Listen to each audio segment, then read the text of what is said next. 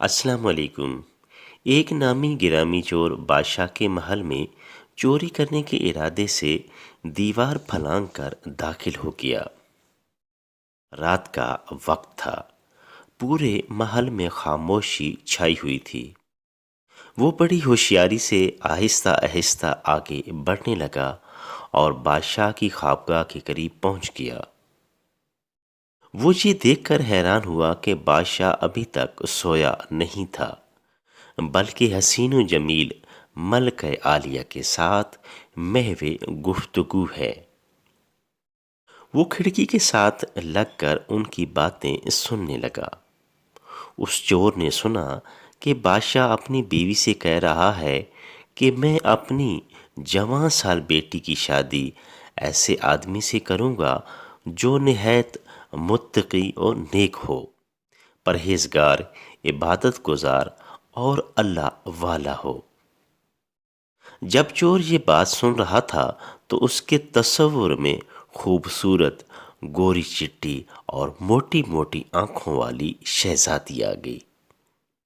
دل میں خیال آیا کہ کیوں نہ میں کچھ ایسا بن کر دکھاؤں کہ بادشاہ میرے ہی ساتھ شہزادی کی شادی کر دے اور میں بھی شہزادہ بن جاؤں۔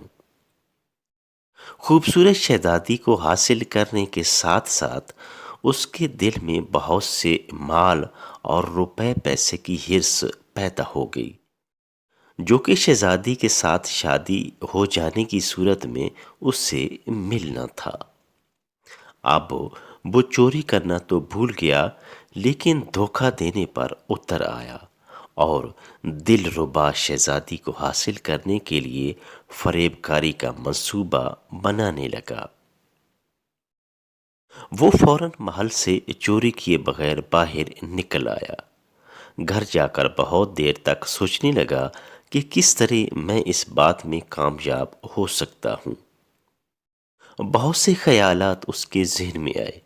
پھر ایک تدبیر اس کی سمجھ میں آئی کہ بادشاہ کے محل کے قریب ایک مسجد ہے، اس میں جا کر بھیس بدل کر، بزرگانہ لباس پہن کر اور ان کی وضع اختیار کر کے وہاں دن رات عبادت میں مشغول ہو کر بیٹھ جاؤں، خوب عبادت کروں اور ہر وقت ذکر اللہ میں مشغول رہوں، یہاں تک کہ میری پارسائی اور زہد و تقوی کی شہرت عام ہو جائے۔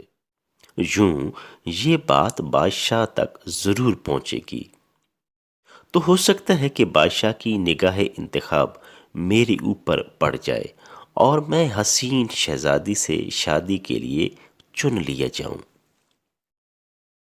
یہ اس چور کا ایک نہایت حقیر اور محض دنیاوی مقصد تھا، جس کے لیے اس نے پکا ارادہ کر لیا۔ پھر اس نے اپنے منصوبے کو عملی جامہ پہنانے کے لیے پروگرام کے مطابق بزرگانہ لباس و پوشاک وضع اختیار کر کے اس مسجد میں قیام کر لیا۔ اس نے مسجد کی خوب صفائی ستھرائی کی اور خشوع و خضوع سے عبادت میں مشغول ہو گیا۔ آخر ایک پیشہ ور چور تھا، اداکاری اور بھیس بدلنے کا فن تو خوب جانتا تھا۔ لمبی سی تسبیح ہاتھ میں لیے ہر وقت ذکر و اذکار میں مصروف رہتا۔ دن گزرتے رہے اور لوگوں میں اس کی شہرت پھیلتی گئی کہ کوئی اللہ والے، نیک، پرہیزگار، شریعت کے پابند بہت بڑے ولی یہاں آ گئے ہیں جو دن رات عبادت میں مصروف رہتے ہیں۔ بات نمازیوں سے ہوتی ہوئی پورے محلے اور شہر میں پہنچ گئی۔ لوگ اس ولی کی زیارت کرنے اور دعا لینے مسجد میں پہنچ گئے اور ان میں روز بروز اضافہ ہوتا گیا۔ لوگ اس ولی سے بہت متاثر ہوئے اور اس کی پرہیزگاری کی بہت تعریف کرتے، یہاں تک کہ یہ بات بادشاہ تک پہنچ گئی کہ یہاں کوئی اللہ والے آ کر بیٹھے ہیں، جوان، زہد و عبادت میں لاجواب، تقوی و طہارت میں بے نظیر، دنیا و ما فیہا سے بے خبر، بس ہر وقت عبادت میں مصروف رہتے ہیں۔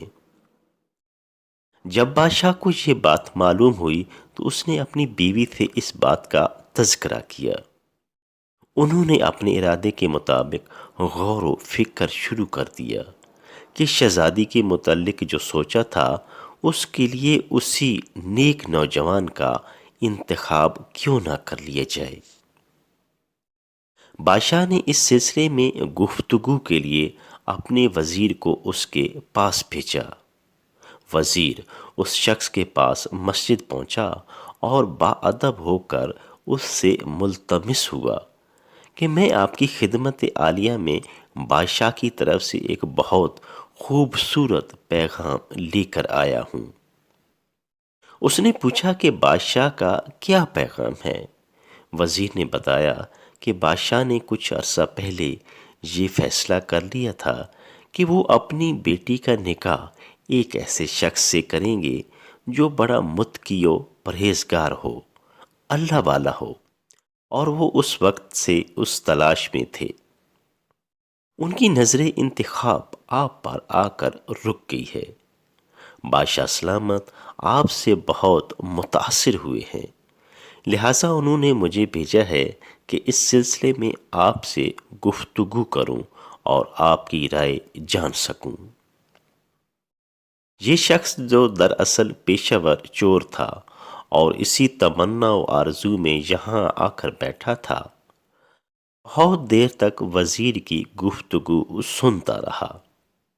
اس کے بعد اس کی آنکھوں سے آنسو جاری ہو گئے اور زار و قطار رونے لگا۔ وزیر بہت حیران ہوا کہ ایک خوشی کی بات میں رونا کس بات کا۔ آخرکار وزیر نے پوچھا کہ یا حضرت کیا بات ہے؟ کیا یہ بات آپ کو ناگوار محسوس ہوئی ہے؟ تو وہ کہنے لگا کہ جو پیغام لے کر آپ آئے ہیں یہ مجھے منظور نہیں۔ میں بادشاہ کی یہ آفر قبول کرنے سے قاصر ہوں۔ وزیر نے کہا کہ کیوں منظور نہیں؟ اس شخص نے کہا کہ دیکھیے، میں صاف صاف بات آپ کو بتائے دیتا ہوں کہ میں اصل میں ایک پیشہ ور چور تھا اور ایک مرتبہ بادشاہ کے محل میں چوری کے ارادے سے داخل ہوا تھا۔ پھر جو کچھ بھی اس رات ہوا تفصیل سے وزیر کو سنایا، اور اس کے بعد اس چور نے کہا کہ میں نے تو یہ وضاقتہ، یہ بھیس اسی حرص کی وجہ سے اختیار کی تھی، لیکن میں جب یہاں آ کر بیٹھا تو میرے خدا نے مجھے اپنا بنا لیا۔ میری اداکاری اور دکھاوا بھی رب کی حضور قبول ہو گیا۔ اب بس اس کے بعد مجھے اور کسی کی ضرورت نہیں۔ میرے دل کی دنیا بدل چکی ہے، میرے احساسات اور جذبات بدل چکے ہیں۔ اب میری نظر میں بادشاہ اور اس کی خوبصورت بیٹی کی کوئی حیثیت نہیں، بس میرے لیے میرا خدا کافی ہے۔ یہ کہہ کر وہ دوبارہ عبادت میں مشغول ہو گیا اور وزیر ورطہ حیرت میں ڈوبا مسجد سے باہر نکل آیا۔ بے شک یہ نمازیں اور عبادتیں انسان کو برائیوں سے روکتی ہیں۔ ان میں اتنی طاقت اور تاثیر ہے کہ ایک گناہ گار و سیاہکار انسان کی بھی دل کی دنیا بدل دیتی ہیں۔